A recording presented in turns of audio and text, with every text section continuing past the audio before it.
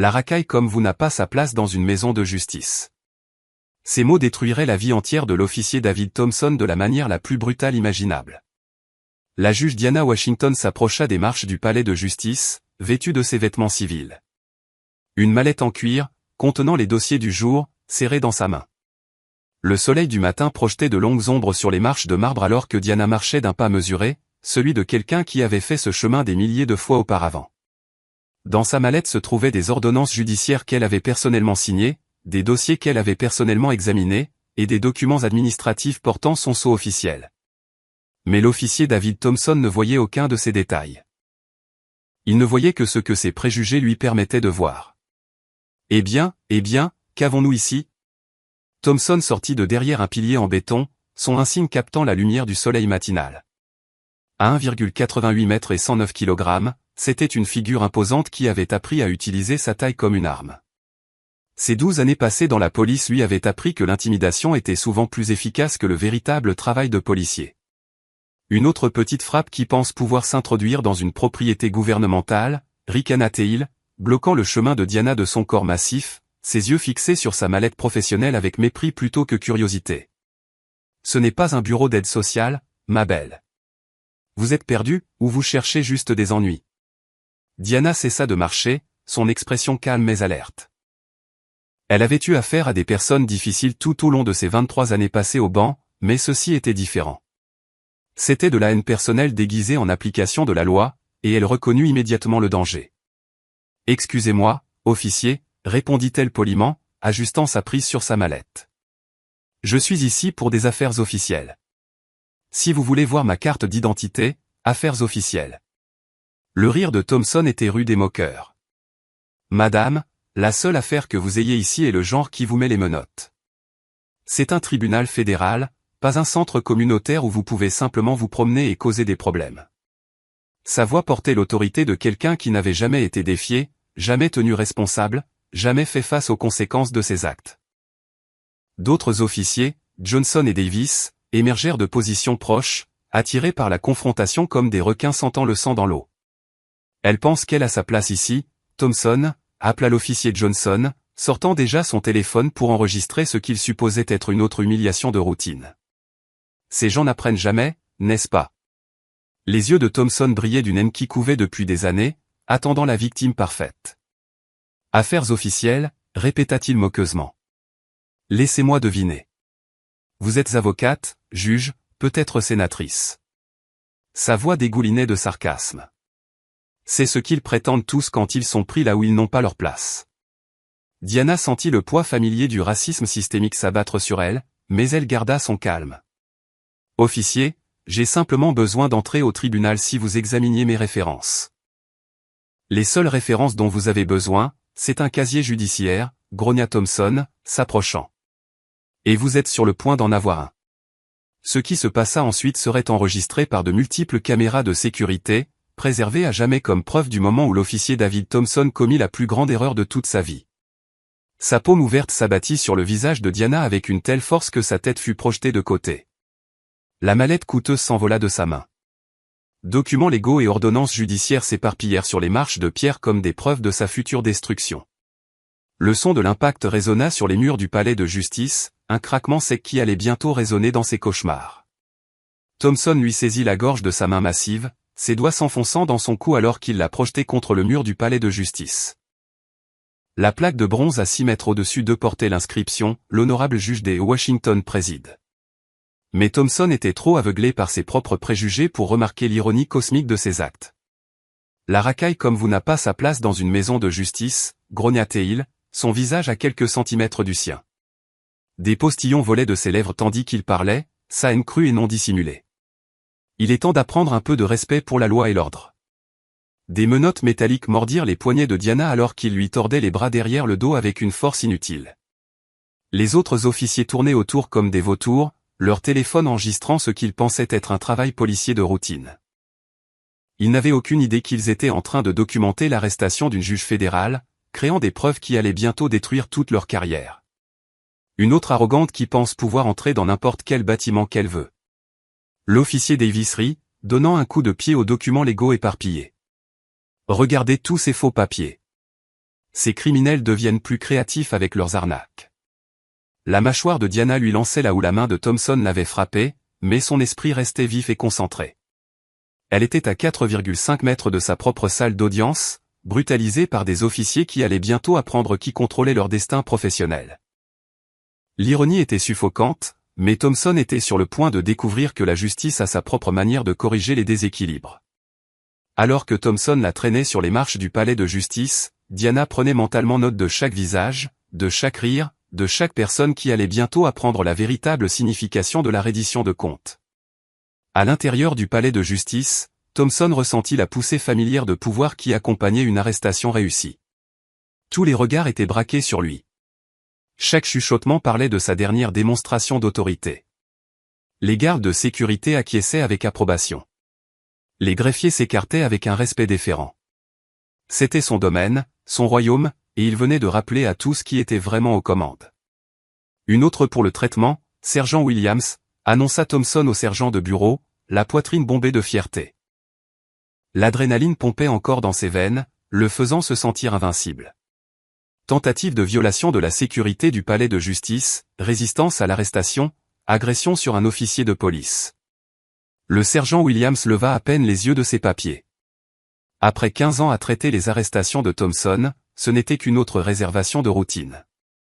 Toujours la même histoire, un jour différent. Quel est le profil de celle-ci? Le sujet agissait de manière suspecte autour de l'entrée du palais de justice, commença Thompson, sa voix portant l'autorité exercée par quelqu'un qui n'avait jamais été interrogé. Portait ce qui semblait être des documents légaux falsifiés, a prétendu avoir des affaires légitimes dans le bâtiment. Lorsque j'ai tenté de vérifier son identité, elle est devenue agressive et physiquement violente. Les mensonges coulaient de sa bouche comme l'eau, chaque fabrication s'ajoutant à la précédente, pour créer un récit qui correspondait parfaitement à ses préjugés et aux attentes du système. Thompson avait perfectionné cet art au cours de ses 12 années de travail policier, apprenant exactement quels détails mettre en avant et quels omettre. Dans la zone de détention du palais de justice, Diana était assise tranquillement sur un banc métallique, ses vêtements professionnels froissés par l'agression de Thompson. Les menottes étaient trop serrées, coupant la circulation de ses doigts. Mais elle avait connu pire inconfort pendant ses années de procureur fédéral. Son esprit parcourait rapidement les implications légales de ce qui se passait, cataloguant chaque violation de procédure et de droit constitutionnel. Elle pensa aux arrêts de la Cour suprême qui s'appliquaient à sa situation, Terrissé. Ohio concernant la suspicion raisonnable, Mirandas et Arizona concernant ses droits lors de l'arrestation, Bradis et Maryland concernant la préservation des preuves. En tant que juge fédéral avec 23 ans d'expérience, elle avait présidé des milliers de cas impliquant des fautes policières. Elle avait condamné d'innombrables accusés, écouté des témoignages sans fin et été témoin de tout le spectre du comportement humain. Mais elle n'avait jamais expérimenté le système de ce côté-ci. Jamais ressenti le poids déshumanisant d'être traitée comme une criminelle ordinaire. Jamais assise dans une cellule à se demander si la justice prévaudrait ou si la corruption triompherait encore une fois. L'ironie de sa situation était presque écrasante. Thompson avait agressé une juge fédérale à 6 mètres de sa propre salle d'audience. Il avait détruit des documents légaux qu'elle avait personnellement rédigés et signés. Il avait menotté la femme qui avait l'autorité constitutionnelle de le condamner à des décennies de prison fédérale. Son téléphone, confisqué lors de l'arrestation, contenait les numéros directs de la division des droits civiques du FBI, du bureau du procureur général et de toutes les principales autorités judiciaires de l'État. Sa mallette, maintenant étiquetée comme preuve dans le faux dossier de Thompson, contenait des documents judiciaires sensibles auxquels seule une juge fédérale en exercice aurait un accès légitime. Mais le plus important, Thompson était sur le point de commettre un parjure devant la seule personne qui avait à la fois le pouvoir et la connaissance de détruire toute sa carrière par une seule révélation. Si vous pensez que personne ne devrait subir une telle discrimination, tapez justice et dans les commentaires ci-dessous. Thompson a un autre cas intéressant, annonça l'officier Davis à la foule de forces de l'ordre qui se rassemblait. Celle-ci était particulièrement délirante. Prétendait être une sorte de juge ou d'avocate, avait toute une mallette pleine de faux documents pour étayer son histoire. L'officier Johnson rit en faisant défiler la vidéo sur son téléphone.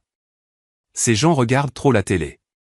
Ils pensent que s'ils agissent professionnellement et utilisent de grands mots, nous les laisserons entrer dans n'importe quel bâtiment qu'ils veulent. Ça ne marche pas comme ça dans le monde réel. Le racisme décontracté de leur conversation était stupéfiant par son ouverture. Des années d'autorité incontrôlée les avaient mis à l'aise pour exprimer leurs préjugés publiquement, convaincus que le système les protégerait toujours, quelles que soient leurs actions. Quelle est l'issue habituelle pour des cas comme celui-ci, demanda un jeune officier qui était nouveau aux détails du palais de justice. Affaire classée, répondit Thompson avec confiance. La juge verra clair dans son jeu. Ces gens obtiennent toujours la peine maximale parce qu'ils font perdre du temps à tout le monde avec leurs histoires tristes et leurs fausses accusations.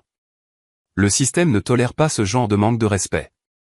Thompson n'avait aucune idée que le système auquel il faisait référence était incarné par la femme assise menottée à seulement 6 mètres de là.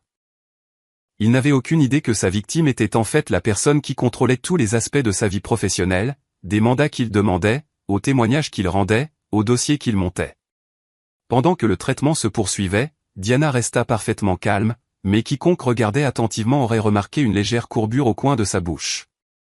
Elle prenait des notes mentales de chaque détail, chaque violation, chaque mot qui allait bientôt être utilisé comme preuve dans la poursuite fédérale qui allait détruire la vie de Thompson. Le chasseur était sur le point de devenir le chassé, et il n'avait aucune idée que le piège était déjà en place. Dans l'aile administrative du palais de justice, Thompson commença à élaborer le récit qui ferait ou déferait son dossier.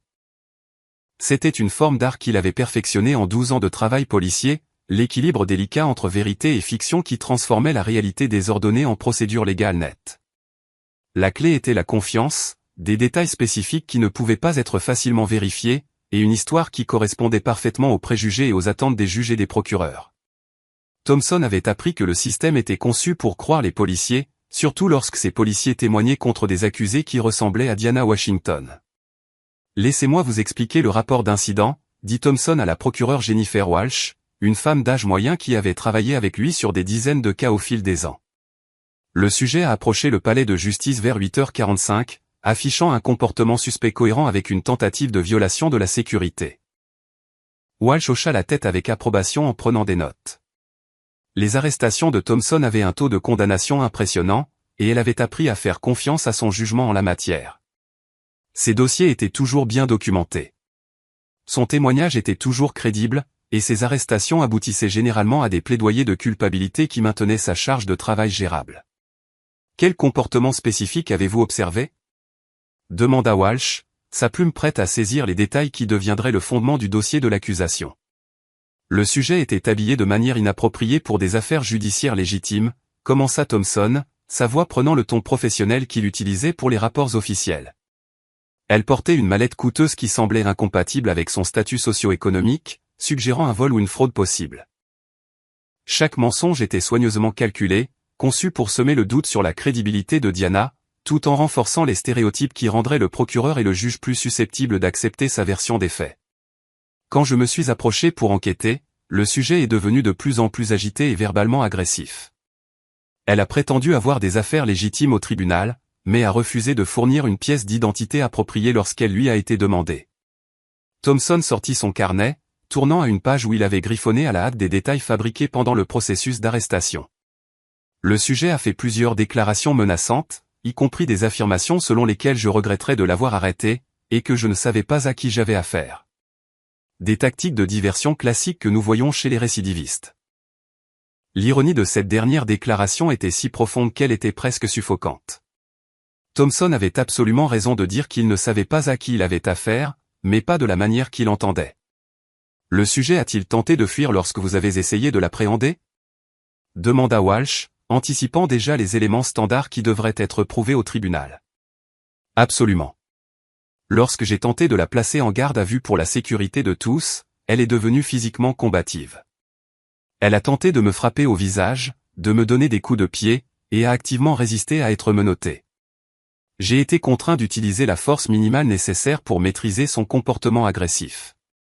La fabrication de Thompson devenait de plus en plus élaborée à chaque phrase, transformant son agression brutale en un acte héroïque d'autodéfense.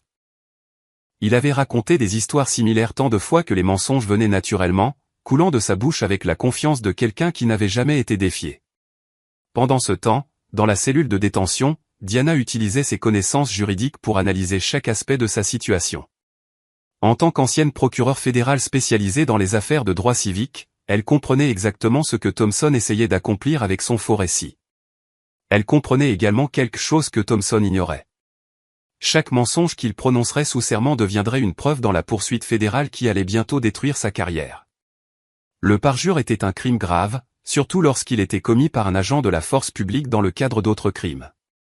Ses appels téléphoniques lors de la réservation avaient été surveillés et enregistrés, comme c'était la procédure normale. Mais Thompson n'avait aucune idée que le premier appel de Diana avait été adressé à la juge en chef Margaret Carter, l'alertant de préserver toutes les séquences de surveillance des caméras du palais de justice. Son deuxième appel avait été adressé à la division des droits civiques du FBI, demandant formellement une enquête sur la conduite de Thompson. La machine fédérale de la justice était déjà en marche, mais Thompson était trop concentré sur sa victoire tactique immédiate pour reconnaître le désastre stratégique qu'il était en train de créer pour lui-même. Et les documents qu'elle transportait, demanda Walsh, feuilletant les photos des preuves. Clairement falsifiés, répondit Thompson sans hésitation. Documents légaux, dossiers, mémorandums judiciaires, matériaux auxquels aucun citoyen ordinaire n'aurait un accès légitime. Nous pensons qu'elle préparait une sorte de vol d'identité ou d'escroquerie, ciblant peut-être le personnel du tribunal. Les documents étaient, bien sûr, totalement authentiques. Diana les avait personnellement rédigés pour la plupart, signés et déposés par les canaux officiels, mais les préjugés de Thompson l'empêchaient de reconnaître les signes évidents d'authenticité. Cela semble être une affaire limpide, conclut Walsh, refermant son dossier avec satisfaction. Violation de propriété, agression sur un officier de police, résistance à l'arrestation et tentative de fraude. Les affirmations de l'accusée selon lesquelles elle serait juge ou avocate sont manifestement des tentatives désespérées d'échapper à la reddition de comptes. Thompson sourit d'une satisfaction morne. Encore un cas, encore une victoire, encore un rappel que le système fonctionnait exactement comme il était censé le faire. Les gens connaissaient leur place, ou ils l'apprenaient à la dure.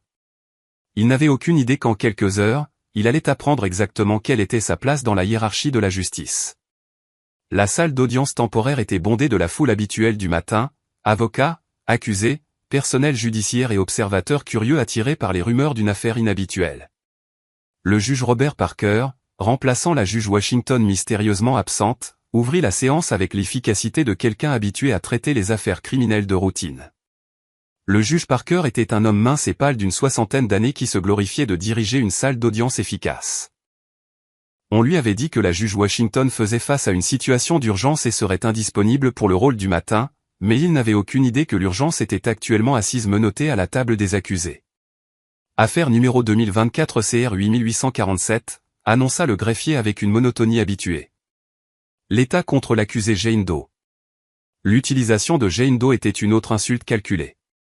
Malgré les tentatives de Diana de fournir une identification appropriée, Thompson l'avait listée comme un sujet inconnu, la déshumanisant davantage et renforçant le récit selon lequel elle était exactement le genre de personne qui devait se trouver sur le banc des accusés. L'officier David Thompson s'approcha de la barre des témoins avec la confiance suprême d'un homme qui avait témoigné des centaines de fois sans jamais être sérieusement contesté. Son uniforme était impeccable, son insigne poli jusqu'à l'éclat, et son port projetait le genre d'autorité professionnelle que les juges et les jurys trouvaient immédiatement crédible. Il avait appris au cours de ses 12 années de travail policier que la perception était souvent plus importante que la réalité dans les procédures judiciaires. Un officier confiant avec un récit convaincant pouvait surmonter presque toute défense, surtout lorsque l'accusé correspondait à certains profils démographiques qui prédisposaient les juges et les procureurs à croire le pire. Officier Thompson, commença la procureure Jennifer Walsh, sa voix portant le ton respectueux que les agents des forces de l'ordre avaient appris à attendre du système judiciaire. Veuillez expliquer à la cour les événements qui ont conduit à cette arrestation. Thompson s'éclaircit la gorge et s'installa dans son témoignage avec l'aisance exercée d'un interprète professionnel. Chaque geste était calculé. Chaque pose était délibérée. Chaque détail était conçu pour renforcer sa crédibilité tout en sapant celle de Diana. Votre honneur, ce matin, vers 8h45, j'effectuais les protocoles de sécurité de routine à l'entrée du palais de justice lorsque j'ai observé l'accusé s'engageant dans un comportement suspect cohérent avec une tentative d'accès non autorisé à une propriété gouvernementale. Sur le banc des accusés, Diana était parfaitement immobile, ses mains menottées posées sur ses genoux malgré les entraves métalliques. La contusion sur sa joue due à l'agression de Thompson était clairement visible, mais son récit était déjà en train de recadrer même cette preuve pour soutenir sa version fabriquée des événements. L'accusé semblait effectuer une surveillance de l'entrée du palais de justice, continua Thompson, s'animant dans son histoire. Elle portait ce qui semblait être des documents légaux volés ou falsifiés, et son comportement suggérait qu'elle se préparait à tenter une sorte de fraude ou de violation de la sécurité. Le juge Parker se pencha en avant avec intérêt, entraîné par le récit captivant de Thompson. « Qu'est-ce qui vous a spécifiquement rendu suspect, officier Thompson ?» « Plusieurs facteurs, votre honneur. Premièrement, l'accusée était vêtue de manière inappropriée pour des affaires judiciaires légitimes, mais elle portait une mallette coûteuse qui semblait incompatible avec son statut socio-économique apparent. Deuxièmement, elle traînait près de l'entrée du palais de justice d'une manière compatible avec la reconnaissance criminelle. Chaque mensonge était soigneusement élaboré pour semer le doute tout en renforçant les stéréotypes qui rendraient son histoire plus crédible. Thompson avait appris qu'un témoignage policier réussi ne concernait pas seulement les faits. Il s'agissait de créer un récit qui correspondait aux attentes et aux préjugés du public. Lorsque je me suis approché pour enquêter, continua Thompson, sa voix prenant le ton d'un professionnel patient traitant un sujet déraisonnable, l'accusée est immédiatement devenue hostile et évasive. Elle a refusé de fournir une pièce d'identité appropriée et a commencé à formuler des exigences de plus en plus agressives pour entrer au tribunal. La mâchoire de Diana se serra tandis qu'elle écoutait chaque fabrication, chaque distorsion de la réalité qui transformait sa demande polie d'entrée en exigence agressive. Mais elle resta silencieuse, prenant des notes mentales de chaque mensonge qui allait bientôt devenir une preuve dans la poursuite fédérale de Thompson. L'accusée a prétendu être avocate, puis juge, puis a dit qu'elle travaillait dans le bâtiment, continua Thompson, sa voix dégoulinant de mépris. C'est une tactique de diversion classique que nous observons chez les récidivistes qui pensent pouvoir se sortir d'affaire par la parole. Depuis la galerie, les officiers Johnson et Davis échangèrent des regards complices. Ils avaient entendu Thompson raconter des variations de cette histoire des dizaines de fois auparavant. Des visages différents, mais le même récit essentiel. Le système croyait toujours les policiers plutôt que les criminels, surtout lorsque ces criminels ressemblaient à Diana Washington. Quel était le comportement de l'accusée pendant cette interaction, demanda la procureure Walsh, posant les bases des accusations d'agression. De plus en plus agitée et menaçante, votre honneur. Elle n'arrêtait pas d'insister sur le fait que je regretterais de l'avoir arrêtée, que je ne savais pas à qui j'avais affaire. Lorsque j'ai tenté de désamorcer la situation en expliquant les procédures de sécurité du tribunal, elle est devenue physiquement agressive. Thompson marqua une pause pour faire de l'effet, laissant la tension monter dans la salle d'audience. C'est alors qu'elle a tenté de me dépasser pour entrer dans le bâtiment, et j'ai été contraint d'utiliser la force appropriée pour l'empêcher de violer la sécurité du tribunal. Le mensonge était si audacieux, si complètement opposé à la réalité que Diana admira presque l'engagement de Thompson envers son récit fabriqué. Mais elle savait aussi que chaque mot de son parjure était enregistré par le sténographe judiciaire, créant un dossier juridique permanent qui allait bientôt devenir une preuve cruciale dans sa poursuite fédérale. Thompson n'avait aucune idée que son témoignage confiant creusait en fait sa propre tombe à chaque mensonge. Thompson était en pleine forme maintenant, son témoignage fabriqué coulant comme une performance bien rodée. Des années de poursuite réussie lui avaient appris exactement quels détails souligner, quelles émotions projeter et quels boutons appuyer pour s'assurer que les juges et les jurys acceptent sa version des faits sans poser de questions. Officier Thompson, poursuivit la procureure Walsh, pouvez-vous décrire la nature spécifique de l'agression physique de l'accusé ? Absolument, votre honneur. Après que l'accusé a réalisé que son intimidation verbale ne fonctionnait pas, elle a eu recours à la violence physique. Elle a balancé son poing vers mon visage, me forçant à bloquer l'attaque avec ma main défensive. Thompson démontra le mouvement devant la cour, ses gestes précis et professionnels. Ce qu'il décrivait comme une action défensive était en fait le revers brutal qui avait laissé une ecchymose violacée sur la joue de Diana, mais sa présentation confiante rendait sa version crédible. Lorsque j'ai tenté de lui immobiliser les mains pour la sécurité de tous, elle m'a donné des coups de pied et a continué à se débattre violemment. À ce moment-là, j'ai réalisé que j'avais affaire à quelqu'un qui représentait une véritable menace pour la sécurité du palais de justice. Le juge Parker hocha la tête gravement, complètement absorbé par le récit de Thompson. Quelles mesures avez-vous prises pour contrôler la situation ? J'ai utilisé la force minimale nécessaire pour maîtriser le comportement agressif de l'accusé, votre honneur. J'ai immobilisé ses mains avec les menottes de service et j'ai immédiatement appelé des renforts pour assurer la sécurité de toutes les personnes présentes dans la zone. Les mensonges de Thompson devenaient de plus en plus élaborés et confiants à chaque phrase. Il avait découvert des années auparavant que la clé d'un témoignage policier réussi était l'engagement envers le récit, quelle que soit la mesure dans laquelle il s'éloignait de la réalité. Je tiens à souligner à la cour, poursuivit Thompson, que j'ai fait preuve d'une retenue remarquable lors de cette rencontre.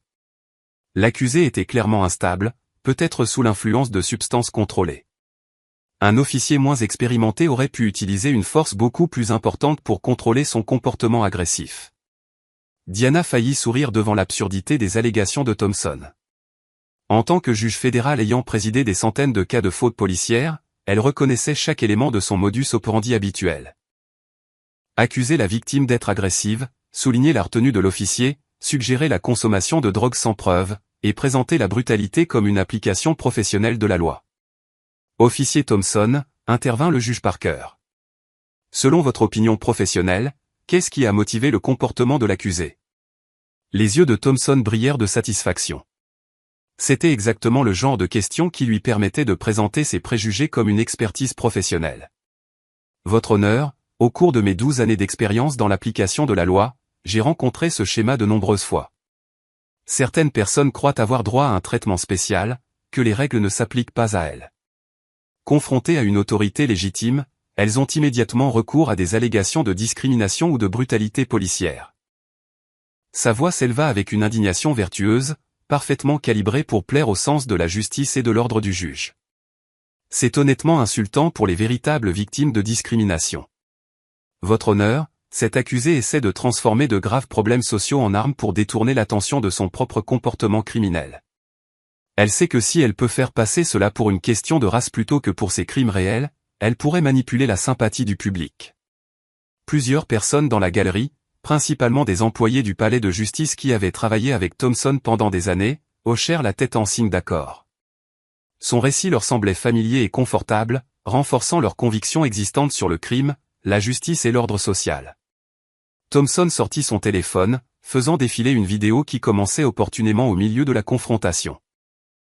J'ai ici des images partielles, votre honneur, bien que malheureusement ma caméra corporelle ait subi un dysfonctionnement technique ce matin. Le mensonge coula de ses lèvres comme du miel.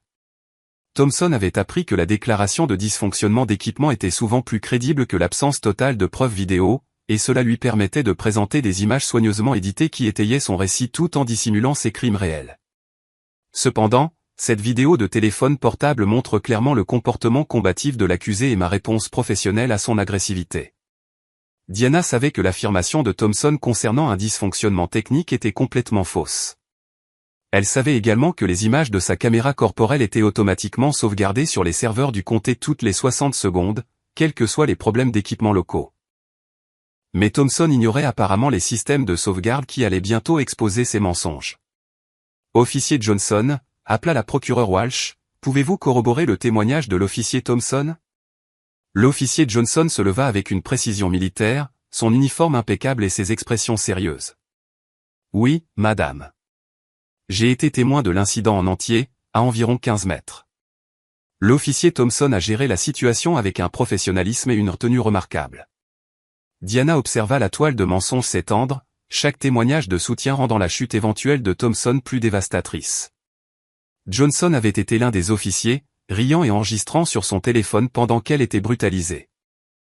Mais maintenant, il se présentait comme un témoin crédible du professionnalisme de Thompson. L'accusé tentait clairement de contourner les protocoles de sécurité, poursuivit Johnson avec une autorité rodée. Son comportement était erratique et conflictuel dès l'instant où l'officier Thompson l'a approché. Elle semblait déterminée à accéder à des zones restreintes par l'intimidation et de fausses allégations. Le juge Parker se pencha attentivement. Et la prétendue agression de l'officier Thompson? Votre honneur, j'ai personnellement observé l'accusé frapper l'officier Thompson au visage et tenter de lui donner des coups de pied lorsqu'il a essayé de lui immobiliser les mains pour la sécurité de tous. L'officier Thompson a fait preuve d'une retenue incroyable face à un comportement aussi agressif. Le parjure systématique était stupéfiant par son ampleur et sa coordination. 3 policiers étaient maintenant enregistrés, sous serment, racontant des mensonges coordonnés sur l'agression d'une juge fédérale. Ils avaient transformé leur agression criminelle en une application héroïque de la loi, leur victime en une dangereuse criminelle, et leur parjure en un témoignage professionnel. Mais Diana savait quelque chose qu'ils ignoraient. Chaque mot de leur faux témoignage était enregistré par le sténographe judiciaire, créant un dossier juridique permanent qui allait bientôt devenir une preuve cruciale dans leur poursuite fédérale pour complot, parjure et violation des droits civiques. Officier Davis appela ensuite la procureure Walsh, complétant le trio de parjures qui allait bientôt détruire simultanément 3 carrières au sein des forces de l'ordre. Qu'avez-vous observé concernant la possession présumée de documents frauduleux par l'accusé? L'officier Davis s'approcha de la barre des témoins avec la même assurance répétée que ses collègues. À 28 ans, il était le plus jeune des 3 officiers, mais il avait rapidement appris que soutenir les récits de Thompson était essentiel pour l'avancement de carrière au sein de leur département. Votre honneur, je peux confirmer tout ce que mes collègues ont témoigné concernant le comportement suspect de l'accusé et l'agression agressive sur l'officier Thompson, commença Davis, sa voix portant l'autorité de quelqu'un qui n'avait jamais été sérieusement interrogé sur sa version des faits.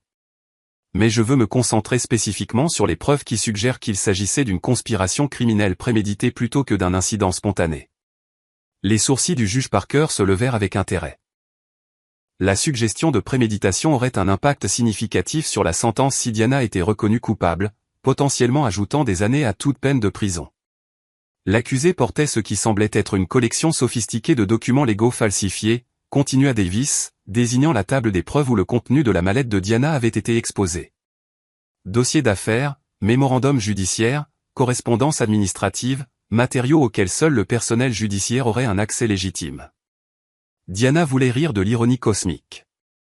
Davis décrivait ses propres dossiers, ses propres ordonnances judiciaires, sa propre correspondance administrative comme des documents falsifiés. L'homme était si ignorant des procédures de base du tribunal qu'il ne pouvait pas reconnaître des matériaux judiciaires authentiques lorsqu'ils étaient directement devant lui. Selon mon opinion professionnelle, continua Davis, l'accusé planifiait clairement d'usurper l'identité du personnel judiciaire ou de tenter une sorte de stratagème de fraude sophistiqué. La qualité de ces faux suggère des ressources et une préparation importante. Thompson hocha la tête avec approbation depuis la table du procureur. Davis dépassait les attentes, ajoutant des couches de criminalité qui rendraient la situation de Diana encore plus désespérée et sa punition éventuelle plus sévère. Officier Davis, intervint le juge Parker, quels éléments spécifiques de ces documents ont éveillé vos soupçons? Davis ramassa l'un des dossiers authentiques de Diana, le tenant comme une preuve contaminée. Votre honneur, ce document contient des informations sensibles sur des affaires judiciaires en cours, y compris des délibérations judiciaires confidentielles et des communications privées entre avocats et clients. Aucun citoyen ordinaire n'aurait accès à de tels matériaux. Le document que Davis tenait contenait les propres notes manuscrites de Diana d'une affaire qu'elle avait présidée la semaine précédente. Son sceau judiciaire était clairement visible sur l'entête. Sa signature était authentique, et les numéros de dossier correspondaient à des entrées légitimes dans la base de données du tribunal. Mais les préjugés de Davis l'empêchaient de reconnaître les signes évidents d'authenticité. Il voyait ce qu'il s'attendait à voir, une femme noire avec des documents frauduleux plutôt qu'une juge fédérale avec des documents légitimes. De plus, continua Davis, s'animant dans sa fabrication, le comportement de l'accusée lorsqu'elle a été confrontée à ces documents était cohérent avec celui de quelqu'un qui savait qu'elle était engagée dans une activité criminelle. Elle est devenue évasive lorsqu'on lui a demandé leur origine et a refusé d'expliquer comment elle avait obtenu des matériaux aussi sensibles. Diana avait en fait essayé à plusieurs reprises d'expliquer que les documents étaient authentiques et qu'elle y avait un accès légitime en vertu de sa position de juge fédéral. Mais Thompson avait refusé d'examiner ses références ou d'écouter ses explications avant d'initier son agression. Commentez votre pays et votre ville. Voyons où la justice est célébrée dans le monde entier. La sophistication de ce stratagème de fraude, conclut Davis, suggère que l'accusé pourrait faire partie d'une organisation criminelle plus vaste ciblant le système judiciaire. Je recommande à cette cour de considérer les implications plus larges de ces actions lors de la détermination d'une peine appropriée. La procureure Walsh sourit de satisfaction en se préparant à conclure le dossier de l'État. Le témoignage avait dépassé ses attentes, dépeignant une criminelle dangereuse qui représentait une menace significative pour la sécurité du palais de justice et l'intégrité judiciaire. Votre honneur, annonça Walsh avec confiance, l'État estime que les preuves démontrent clairement non seulement un comportement criminel individuel, mais une attaque coordonnée contre les fondements de notre système judiciaire. La tentative de l'accusé de présenter cela comme un problème de droit civique est évidemment une stratégie de défense calculée conçue pour détourner l'attention de la gravité de ces crimes. Thompson s'accorda un moment de fierté silencieuse. C'était exactement comme cela que ces affaires devaient se dérouler, témoignage policier professionnel, preuves crédibles, et un accusé sans défense réaliste face à l'autorité combinée de 3 officiers assermentés. Officier Thompson, dit le juge Parker. Y a-t-il autre chose que vous souhaiteriez ajouter à votre témoignage avant que nous n'entendions l'accusé? Thompson ne put résister à un dernier instant de triomphe. Il se leva lentement, la poitrine bombée d'une autorité vertueuse, et s'adressa à la cour avec la confiance de quelqu'un qui n'avait jamais été tenu responsable de ses actes. Juste que des incidents comme celui-ci nous rappellent pourquoi nous avons besoin d'une application de la loi forte, votre honneur. Certaines personnes ne comprennent l'autorité que lorsqu'elle est soutenue par la force. L'accusé a appris aujourd'hui que les actions ont des conséquences, et j'espère que cette cour enverra un message clair que les attaques contre les forces de l'ordre et le système judiciaire ne seront pas tolérées. Il n'avait aucune idée à quel point ces mots se révéleraient prophétiques, ou qu'il venait de prononcer sa propre épitaphe en tant qu'agent de la force publique. Le piège était tendu. Les mensonges étaient enregistrés. Et Diana Washington était sur le point de provoquer le renversement le plus dévastateur de l'histoire du palais de justice. L'État conclut son dossier contre cet accusé, annonça la procureure Walsh avec une confiance suprême. Les preuves montrent clairement une violation de propriété, une agression sur des policiers, une résistance à l'arrestation et une tentative de fraude. Nous recommandons la peine maximale pour envoyer un message clair sur les conséquences de l'attaque des forces de l'ordre. Alors que Thompson descendait de la barre des témoins, il croisa une dernière fois le regard de Diana. Le clin d'œil qu'il lui fit était un geste de domination complète, de victoire totale et de confiance absolue que justice avait été rendue. Ce serait le dernier moment de triomphe de toute sa carrière. Le juge Parker ajusta ses lunettes et regarda la table des accusés avec l'expression lasse de quelqu'un se préparant à entendre des mensonges désespérés d'une criminelle condamnée. L'accusé peut maintenant présenter sa déclaration, bien que je doive noter que les preuves contre vous semblent assez substantielles.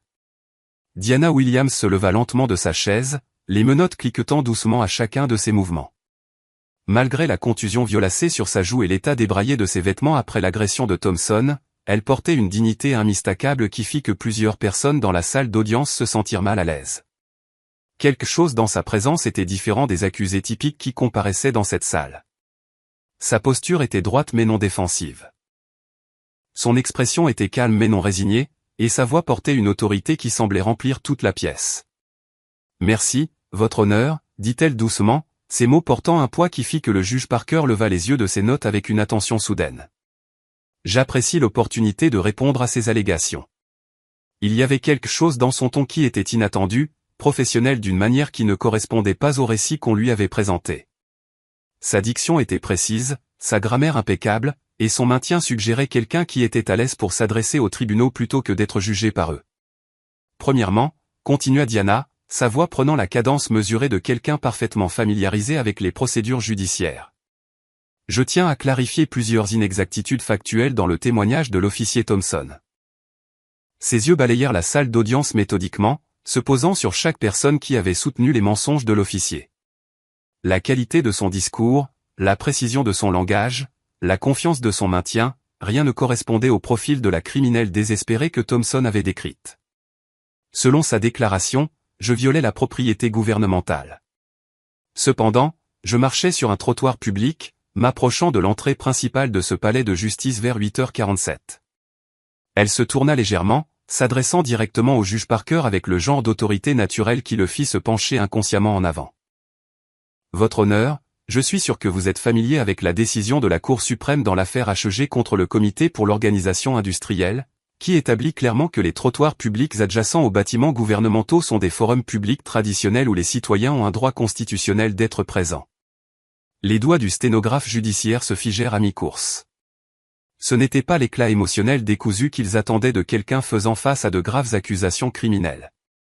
Sa citation était exacte.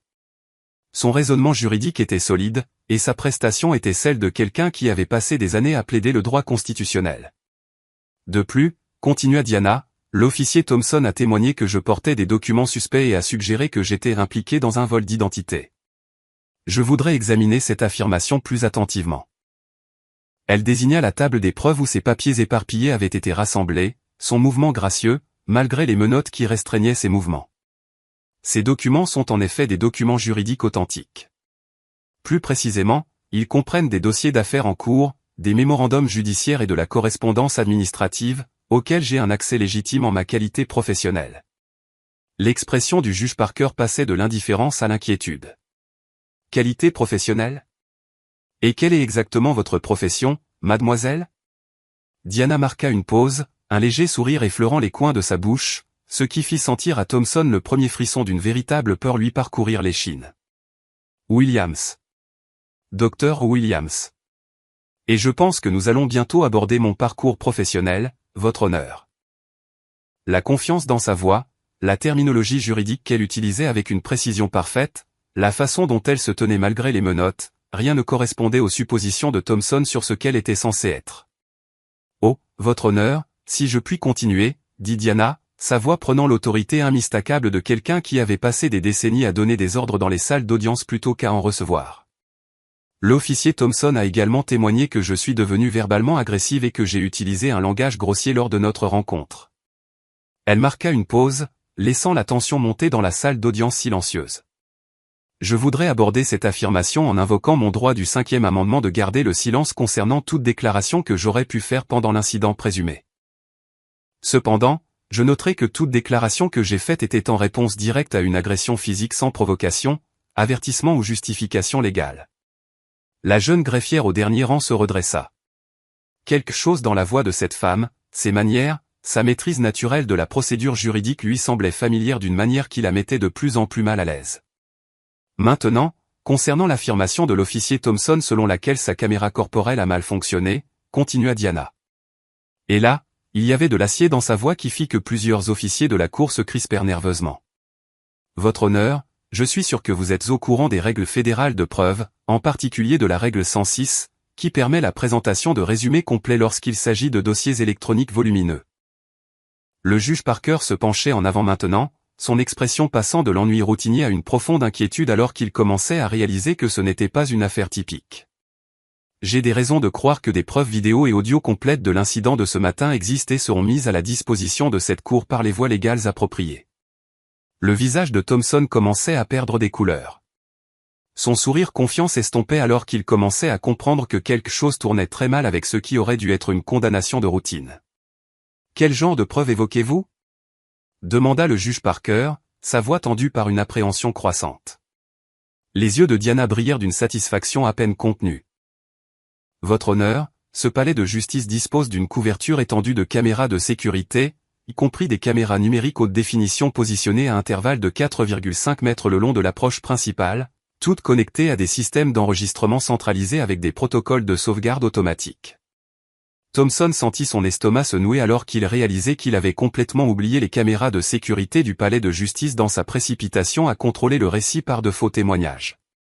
De plus, continua Diana avec une précision dévastatrice, le comté maintient des systèmes de sauvegarde automatique pour toutes les images de caméras corporelles d'officiers téléchargées sur un stockage cloud sécurisé toutes les 60 secondes, quels que soient les dysfonctionnements locaux allégués. Sa voix prenait le ton de quelqu'un donnant une leçon de procédure juridique à des étudiants qui auraient dû mieux savoir. Je voudrais demander formellement à cette cour d'émettre un ordre de préservation immédiat pour toutes les données de surveillance électronique de ce matin entre 8h45 et 9h15, y compris, mais sans s'illimiter, les images de sécurité du palais de justice, les fichiers de sauvegarde des caméras corporelles des officiers et tous les enregistrements de téléphones portables qui ont pu être faits par le personnel des forces de l'ordre présents sur les lieux. La procureure Walsh se leva brusquement, sa confiance s'évaporant alors qu'elle réalisait que l'affaire échappait à son contrôle. Objection, votre honneur. L'accusé ne peut pas simplement faire des demandes de preuves sans représentation légale appropriée. Diana se tourna vers la procureure avec un regard qui fit faire à Walsh un pas en arrière involontaire. Il y avait quelque chose dans les yeux de Diana qui suggérait qu'elle était bien plus dangereuse que quiconque dans la salle d'audience ne l'avait réalisé. Votre honneur, les défendeurs pros ont le droit constitutionnel fondamental de présenter des preuves pour leur propre défense en vertu du 6e amendement à la Constitution des États-Unis. De plus, Bradis et Maryland établit clairement l'obligation positive de l'accusation de préserver les preuves potentiellement à décharge. Le silence dans la salle d'audience devenait assourdissant. Ce n'est pas ainsi que ces affaires se déroulaient habituellement. En outre, continua Diana, sa voix gagnant en force et en autorité à chaque mot, gigliocé. États-Unis exige la divulgation de toute preuve susceptible de discréditer la crédibilité des témoins à charge, en particulier les agents des forces de l'ordre qui auraient pu fournir de faux témoignages sous serment. Le juge Parker s'éclaircit la gorge nerveusement. Mademoiselle Williams, vous semblez exceptionnellement familière avec les procédures juridiques complexes et le droit constitutionnel. Avez-vous une formation juridique formelle ? Le sourire de Diana devenait plus prononcé, bien qu'il n'atteigne pas ses yeux. J'ai une certaine expérience du système judiciaire, votre honneur. Sa réponse était soigneusement neutre, mais ses yeux brillaient de quelque chose qui ressemblait presque à de l'amusement devant l'ironie cosmique de la situation. Elle marcha autant que les menottes le lui permettaient jusqu'à la table des preuves et désigna ses affaires éparpillées avec le genre d'autorité naturelle qui fit que tout le monde dans la salle d'audience lui céda inconsciemment le pas. Votre honneur, je voudrais également aborder la caractérisation par l'officier Thompson de ma présence dans ce palais de justice comme suspecte ou non autorisée. Diana désigna un document spécifique parmi les papiers éparpillés sur la table des preuves, son mouvement précis, malgré les contraintes limitant sa mobilité. Ceci est mon calendrier de cours quotidien, qui montre clairement que j'étais censé présider, excusez-moi, j'étais censé me présenter dans ce bâtiment pour des affaires judiciaires légitimes à partir de 9 h ce matin. Le bailli Henderson, un homme grand qui travaillait dans ce palais de justice depuis 15 ans, se figea soudain. Il fixait Diana avec une reconnaissance et une horreur croissante, son visage virant au blême alors que les implications de ce dont il était témoin commençaient à le submerger. L'officier Thompson a témoigné que je prétendais être quelqu'un d'important, continua Diana, sa voix portant l'autorité mesurée de quelqu'un habitué à contrôler les procédures judiciaires. Je voudrais clarifier que je n'ai jamais fait de telles affirmations spécifiques lors de notre brève rencontre.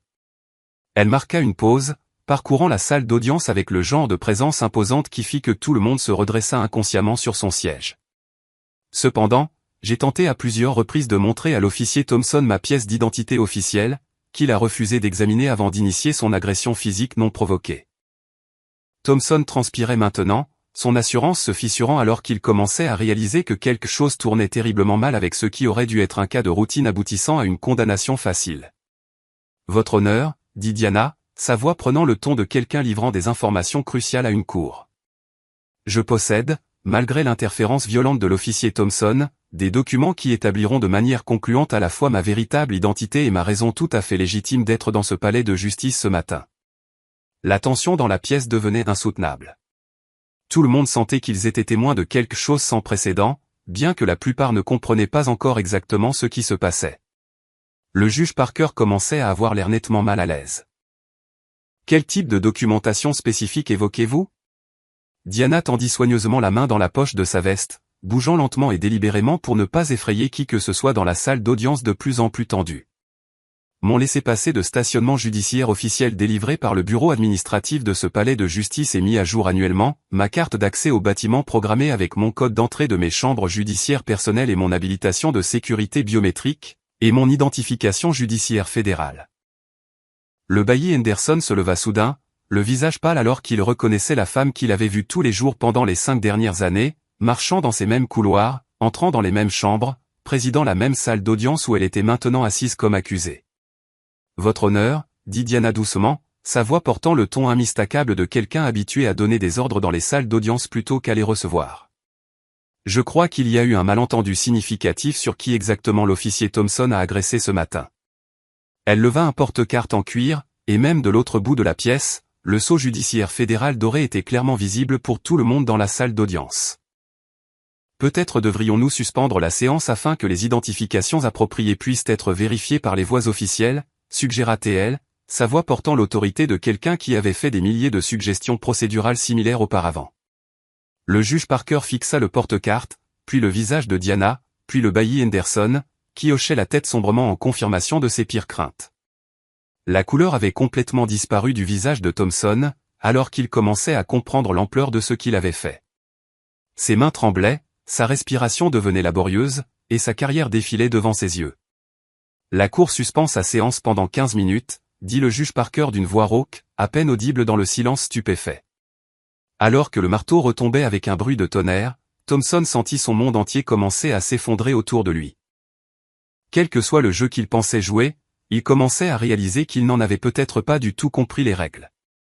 Pendant la pause de 15 minutes, le palais de justice bourdonnait d'une énergie nerveuse qui se répandait comme une traînée de poudre dans chaque couloir, bureau et chambre. L'information voyageait d'abord en chuchotis, puis par des appels téléphoniques de plus en plus frénétiques et des messages urgents. Dans une petite salle de détention adjacente à la salle d'audience, Diana était assise calmement tandis que le bailli Henderson tripotait ses clés, ses mains tremblantes alors que la pleine réalité de la situation le frappait comme un coup physique. « Juge Williams », murmura-t-il, la voix empreinte d'horreur et d'incrédulité. « Bon sang, juge Williams, je suis tellement désolé. Je ne vous ai pas reconnu en civil, et quand ils vous ont amené comme ça. Sa voix s'éteignit alors qu'il luttait pour comprendre comment la respectée juge fédérale avec qui il avait travaillé pendant des années s'était retrouvée menottée dans une cellule de détention. C'est bon, Henderson, répondit Diana doucement, sa voix portant la même autorité douce qu'il avait entendue dans sa salle d'audience d'innombrables fois. Vous n'avez pas participé à l'agression de l'officier Thompson. Mais j'ai besoin que vous fassiez quelque chose de très important pour moi. Tout, votre honneur. Absolument tout. Diana le regarda droit dans les yeux avec le genre de regard stable qui avait intimidé d'innombrables accusés au cours de ses 23 ans de carrière. J'ai besoin que vous alliez tranquillement dans mes chambres et que vous m'apportiez ma toge judiciaire. La noire avec la bordure dorée que je porte pour les procédures formelles. Elle marqua une pause pour insister. Et Henderson, apportez aussi mon marteau de cérémonie, celui gravé de ma cérémonie de nomination fédérale. Henderson hocha la tête vigoureusement et sortit en toute hâte, laissant Diana seule avec ses pensées tandis qu'elle se préparait pour la procédure judiciaire la plus importante de toute sa carrière. Henderson revint portant une housse à vêtements et une petite boîte en bois, son visage toujours pâle de choc, et une colère à peine contenue face à ce qui avait été fait à la juge qu'il avait fidèlement servi pendant des années. Vos robes, votre honneur. Et votre marteau de cérémonie. Diana se leva et dézippa la housse à vêtements avec une délicatesse délibérée, révélant les longues robes judiciaires noires qui avaient été son armure et son autorité pendant plus de 2 décennies. En les enfilant par-dessus ses vêtements civils, elle sentit la profonde transformation commencer. Le tissu se posa sur ses épaules comme un manteau d'autorité constitutionnelle. Chaque pli était un rappel du pouvoir qu'elle exerçait, du serment qu'elle avait prêté, de la justice qu'elle avait juré de protéger et de rendre. Le poids des robes était familier et réconfortant, la transformant de victime de Thompson en incarnation du pouvoir judiciaire fédéral. Elle ouvrit la boîte en bois et en sortit son marteau de cérémonie, son poids familier se logeant dans sa main comme une extension de sa volonté. Gravé sur son manche poli, le mot qu'elle avait choisi 23 ans auparavant lors de sa cérémonie de nomination, la justice est aveugle, mais elle voit tout. Henderson, dit-elle, ajustant ses robes avec les gestes habitués de quelqu'un qui avait accompli ce rituel des milliers de fois. Lorsque nous retournerons dans cette salle d'audience, je veux que vous m'annonciez avec le protocole judiciaire complet. Oui, votre honneur. Comment souhaitez-vous l'annonce? Diana Williams se redressa de toute sa hauteur, chaque centimètre de la juge fédérale qu'elle était depuis 23 ans. L'échymose sur sa joue due à l'agression de Thompson était toujours visible. Mais maintenant, elle servait un tout autre but. Ce n'était pas seulement la preuve de sa brutalité.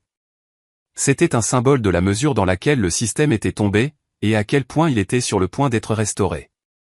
L'honorable juge Diana Washington préside, dit-elle avec une autorité calme mais absolue. Elle se regarda dans le petit miroir sur le mur, observant la transformation complète de victime en juge. La femme qui la regardait n'était plus la cible de Thompson. Elle était la justice elle-même, et la justice était sur le point de rendre son verdict. Pendant ce temps, dans la salle d'audience principale, Thompson était affalé sur sa chaise, son uniforme froissé et son visage blafard alors que la réalité de sa situation commençait à le submerger. Ses collègues officiers, Johnson et Davis, chuchotaient d'urgence entre eux, leur sourire confiant remplacé par des expressions de panique croissante. La procureure Walsh passait frénétiquement des appels téléphoniques, essayant de comprendre comment une affaire d'agression de routine avait échappé à son contrôle. Son accusation soigneusement construite s'effondrait en temps réel, et elle n'avait aucune idée de la façon de sauver la situation. La galerie se remplissait d'employés du palais de justice, d'avocats et de personnel judiciaire qui avaient entendu des rumeurs de quelque chose d'inédit se produisant. Les nouvelles allaient vite dans le monde clos du tribunal fédéral, et tout le monde voulait assister à ce qui promettait d'être un moment historique. La juge en chef Margaret Carter était entrée discrètement et avait pris place au premier rang, son expression grave alors qu'elle se préparait à documenter ce qu'elle savait être l'une des procédures judiciaires les plus importantes de l'histoire du palais de justice. Les mains de Thompson tremblaient alors qu'il contemplait la destruction de tout ce pour quoi il avait travaillé pendant 12 ans de service policier, sa retraite, sa réputation, sa liberté, tout ne tenait qu'à un fil parce qu'il avait choisi d'agresser la seule personne qui avait le pouvoir de le détruire complètement. Lorsque l'audience reprendra, dit Diana à Henderson en ajustant ses robes, l'officier Thompson apprendra ce que signifie vraiment la responsabilité. La voix du bailli allait bientôt résonner dans cette salle d'audience avec une autorité qui ferait que tout le monde se mettrait au garde à vous. Mais ce qui se passa ensuite resterait gravé dans leur mémoire à jamais. Un moment où tout l'équilibre du pouvoir bascula de la manière la plus dramatique possible. Thompson était sur le point de découvrir que sa victime était en fait son juge, son jury et son bourreau, tout en un, et qu'elle avait 23 ans d'expérience dans la distribution de la justice à des gens exactement comme lui. Son téléphone, rendu pendant la pause, vibrait avec des appels manqués et des messages. La juge en chef Carter avait alerté la division des droits civiques du FBI. Le bureau du procureur général avait été notifié. Des enquêteurs fédéraux étaient déjà en route pour sécuriser les preuves et lancer ce qui allait devenir la plus grande affaire de corruption policière de l'histoire de l'État. Mais d'abord, Diana avait des affaires personnelles à régler. Thompson l'avait humiliée, agressée et avait tenté de détruire sa réputation par le parjure. Maintenant, elle allait lui montrer exactement ce qui arrivait quand quelqu'un s'attaquait au fondement même du système judiciaire. Le jour du jugement était sur le point de commencer, et il serait rapide, complet et absolument dévastateur. Henderson redressa son propre uniforme et se prépara à faire l'annonce qui allait tout changer. En quelques instants, le policier le plus puissant du palais de justice allait devenir l'accusé le plus impuissant, et la femme qui l'avait brutalisé allait devenir son juge. La justice était sur le point d'être rendue, et elle allait être parfaite. Tout le monde se lève. La voix de Henderson retentit dans la salle d'audience avec une autorité qui fit immédiatement que tout le monde se dressa. La galerie bondée se leva d'un seul homme, mais ce qui se passa ensuite resterait gravé dans leur mémoire à jamais. La cour est maintenant en session, l'honorable juge Diana Washington préside. Les mots frappèrent la salle d'audience comme un coup de tonnerre de la justice divine. L'officier Thompson, qui s'appuyait nonchalamment sur la table du procureur, se raidit comme frappé par la foudre.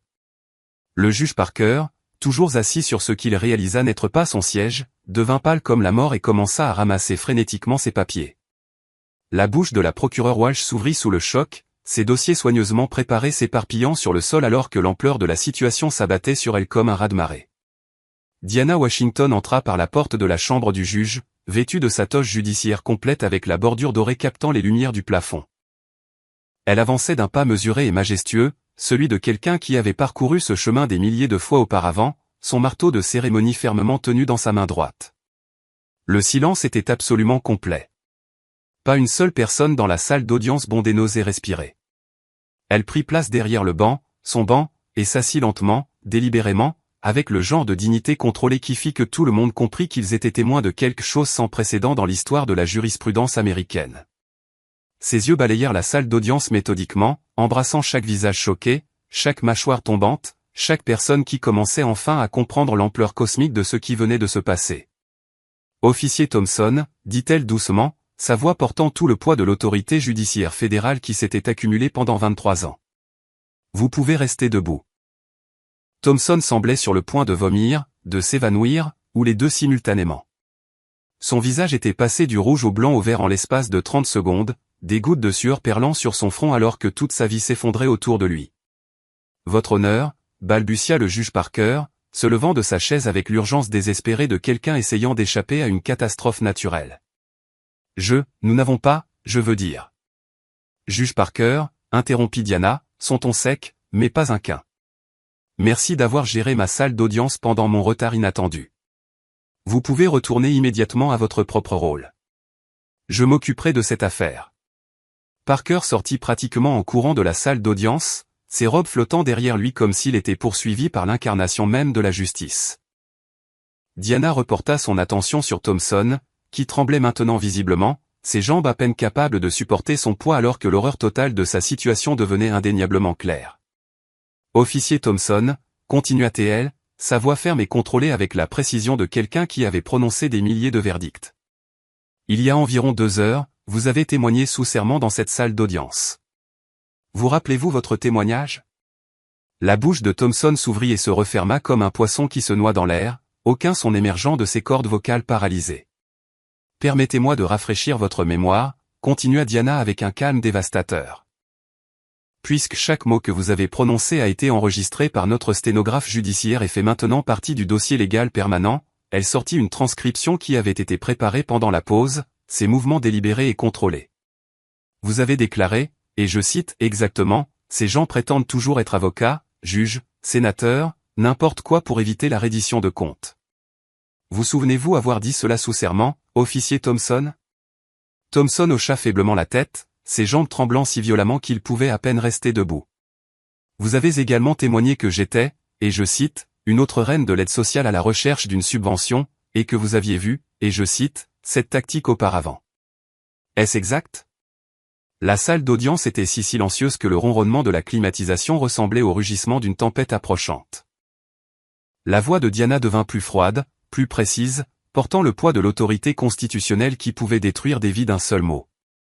Et peut-être le plus mémorable, officier Thompson, vous avez déclaré sous serment que des gens comme moi devaient apprendre que, et je cite vos mots exacts, les actions ont des conséquences.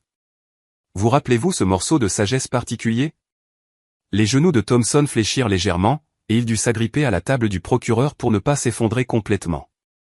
Diana tendit la main sous son banc et en sortit une tablette, ses mouvements délibérés et méthodiques. La technologie représentait la différence entre l'ancien monde d'autorité incontrôlée de Thompson et la nouvelle réalité de la responsabilité absolue. Officier Thompson, je voudrais vous montrer des preuves qui sont parvenues à mon attention pendant notre brève interruption. Elle tourna l'écran de la tablette vers la salle d'audience, et le monde de Thompson explosa en 1 million de morceaux. Il s'agit d'images de la caméra de sécurité numéro 7 du palais de justice, qui maintient une vue dégagée en haute définition de notre entrée principale, enregistrant en continu sur un stockage numérique sécurisé. La salle d'audience regarda avec une horreur absolue les événements de la matinée se dérouler à l'écran avec une clarté cristalline. On y voyait Diana marchant calmement vers le palais de justice en civil, portant sa mallette avec une dignité professionnelle. On y voyait Thompson, émergeant comme un prédateur pour bloquer son chemin, regardez ce que nous avons là. Une autre reine de l'aide sociale qui essaie de se faufiler là où elle n'a pas sa place. Sa voix, limpide, emplit la salle d'audience par les haut-parleurs de la tablette, et plusieurs personnes eurent un hoquet audible devant la haine nue de ces mots.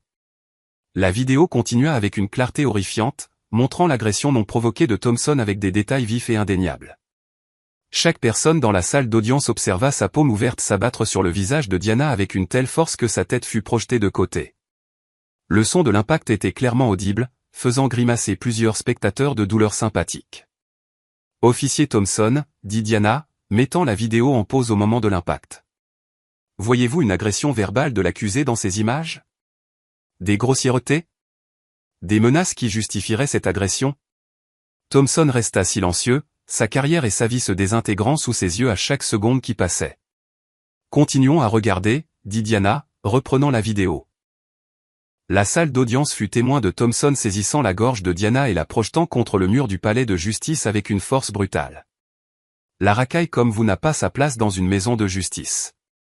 Les propres mots de Thompson, prononcés avec venin et haine, résonnèrent dans la salle d'audience comme le glas de sa carrière. Plusieurs employés du palais de justice se levèrent et sortirent, dégoûtés, incapables de regarder davantage cette brutalité systématique. Maintenant, poursuivit Diana avec une précision dévastatrice. Examinons votre affirmation selon laquelle votre caméra corporelle a mal fonctionné ce matin. Elle fit glisser un nouveau fichier vidéo, et le visage de Thompson devint complètement blanc.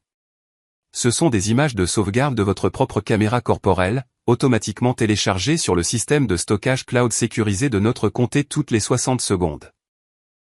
Un système dont vous avez apparemment oublié l'existence, officier Thompson. La nouvelle vidéo commença à jouer, et la voix de Thompson remplit à nouveau la salle d'audience. Mais cette fois, l'audio était encore plus accablant car il capturait ses pensées et motivations privées. Regardez cette arrogante qui pense pouvoir entrer dans mon palais de justice. La voix de Thompson grogna à travers les haut-parleurs. Ces gens ont besoin d'apprendre leur place. Il est temps de donner une autre leçon. Le racisme systématique dans son commentaire privé était stupéfiant par son ouverture et sa brutalité. Ce n'était pas seulement une force excessive. C'était un crime haineux capturé avec une clarté numérique parfaite. Officier Johnson, officier Davis, appela Diana, sa voix portant l'autorité de quelqu'un qui venait d'être témoin d'un parjure commis dans sa propre salle d'audience.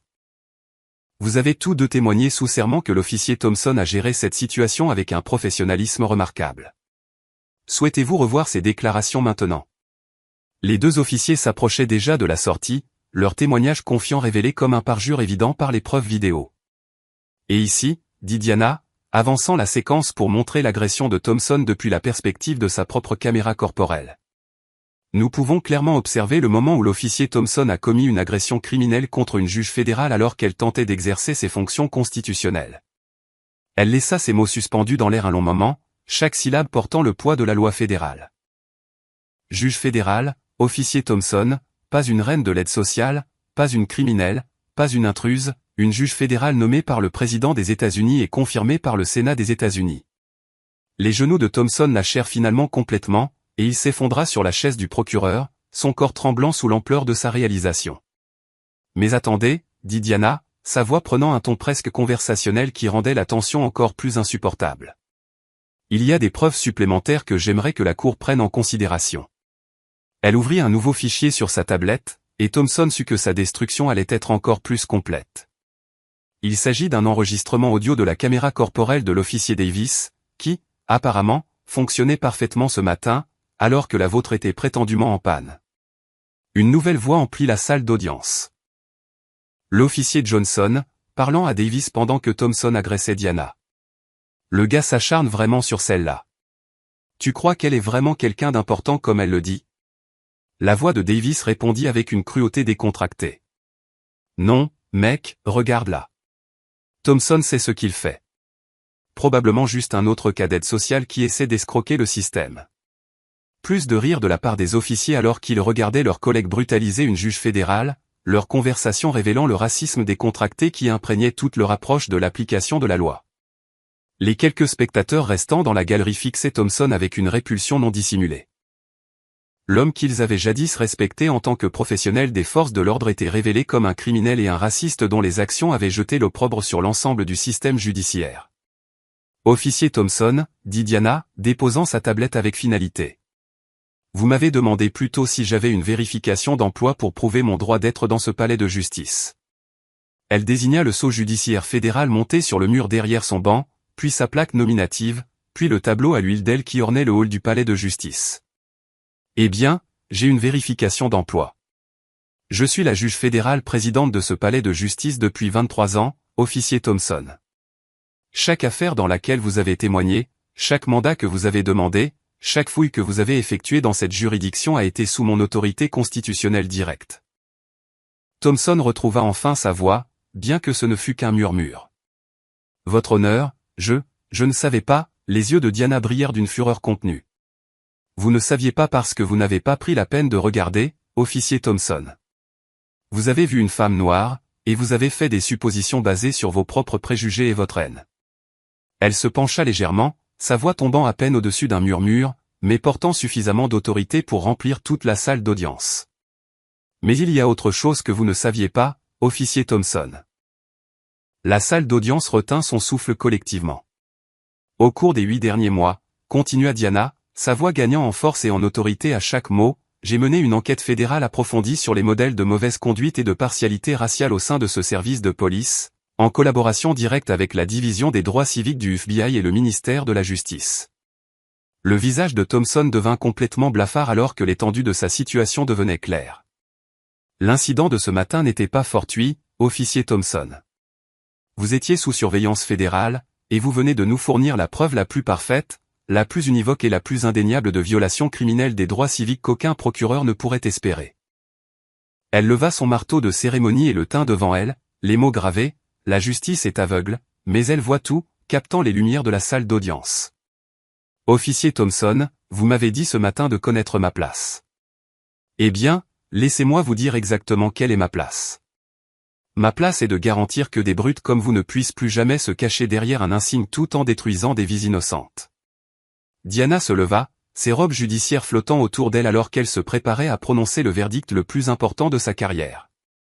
Basé sur les preuves présentées dans cette salle d'audience, preuves provenant de votre propre bouche, de vos propres actions, de votre propre caméra, je vous déclare coupable d'agression au premier degré, un crime passible d'une peine maximale de 15 ans de prison d'État.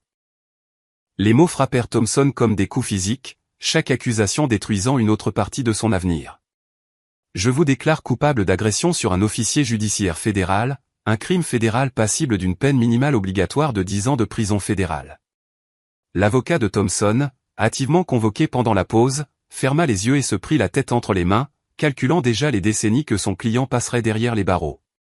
Je vous déclare coupable de privation de droits civiques sous couvert de la loi, un crime fédéral punissable d'une peine pouvant aller jusqu'à la perpétuité lorsque la violation implique une tentative d'enlèvement et d'agression.